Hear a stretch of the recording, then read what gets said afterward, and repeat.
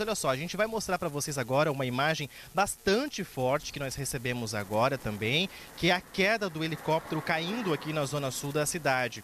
A queda, olha só, acontece de forma muito rápida, o impacto ele é bastante grande e a gente vê em seguida o fogo, viu? A grande pergunta que a investigação vai tentar apurar a partir de agora, então, foi o que realmente aconteceu durante esse sobrevoo e se realmente existia essa intenção aí dos criminosos de tentarem resgatar um preso da penitenciária aqui de Joinville.